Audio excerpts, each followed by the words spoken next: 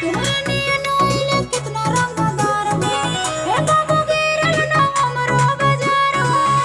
के जाने ला यूपी बिहार हो, हमरे पे झटका दो, हमरा के जान। के जाने ला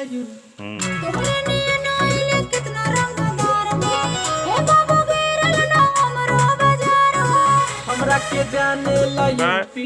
रोवे लगा तू कैसे झटका दो तनी एनर्जी के साथ। हमरा के जाने ला यूपी बिहार हो, हमरा के जाने ला यूपी बिहार हो। लेकिन शब्द में भी पावर रहे, एनर्जी रहे के चाहिए। आओ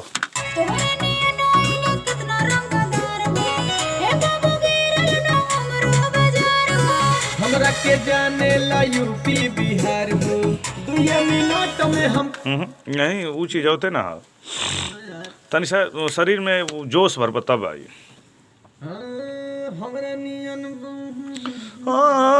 हमारा नियन आइले कितना रंगदार। अच्छा ओकर लेनी है ना।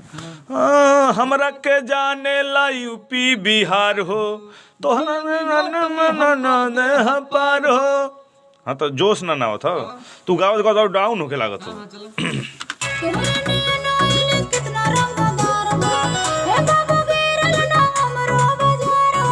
हमरा के जाने ला यूपी बिहार हो, 2 मिनट में हमको दे हम पार हो। बुझाइल चाहे बुझलू। आओ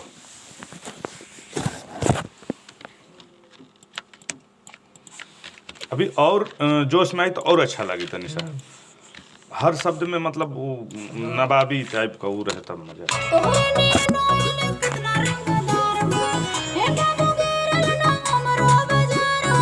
हमरा के जाने ला यूपी बिहार हो।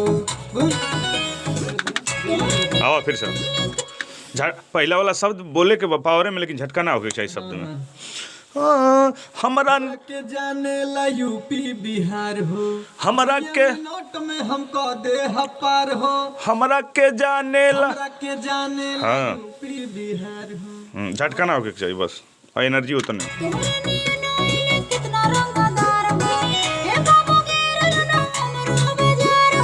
हमरा के जाने ला यूपी बिहार हो, 2 मिनट में हमको दे पार हो।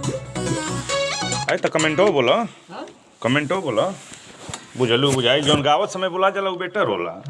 फिर बाद में वो चीज वो फिर मिजाज बन हम बोल देते हैं। हाँ प्ले करें वहीं से। हाँ मिजाज बनी कि ना बनी यही टाइम बोल। हमरा के जाने ला यूपी बिहार। फील नहीं खेना है माँ। बात मानना तो नीचे में होगा ना वगैरह। कौन नीचे वहाँ से जो हम करते थे सुना एक बार। बोलो।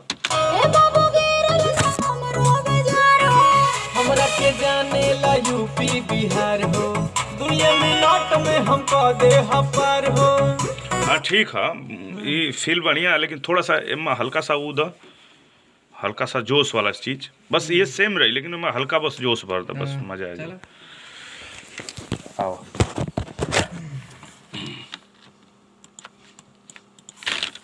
एक बार और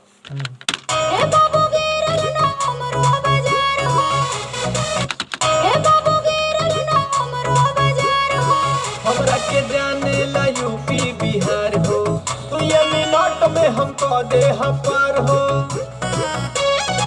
हमरा के जाने लगा गड़बड़ा न देखा। चलो तो वो पहला वाला रख लेते हैं, सही है।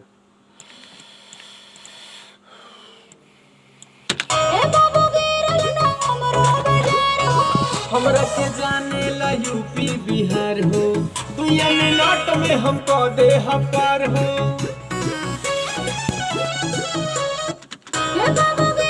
चलो कमेंट मारो, कमेंट कमेंट कमेंट। के जाने ला यूपी बिहार हो, 2 मिनट में हमको दे पार हो।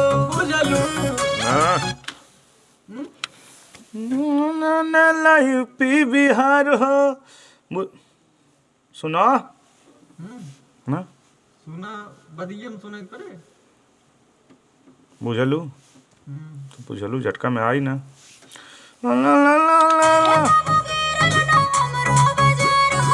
हमरा के जाने ला यूपी बिहार हो, 2 मिनट में हमको दे पार हो। का बुझाइल ना। आओ हमरा के जाने ला यूपी बिहार हो, 2 मिनट में हम कह दे हम पार हो। का बुझाइल? का बुझाइल? झटको ना रहे आओ बस। का बुझाइल?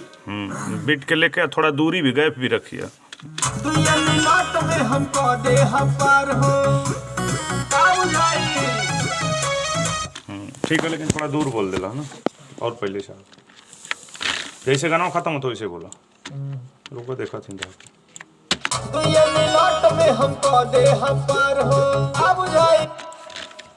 एक बार और थोड़ा सा जैसे खत्म हो तो करीब सांस लेके तुरंत आ जी। 2 मिनट में हम कह दे हम पार हो। का बुझाइल? हाँ ठीक। तोहरे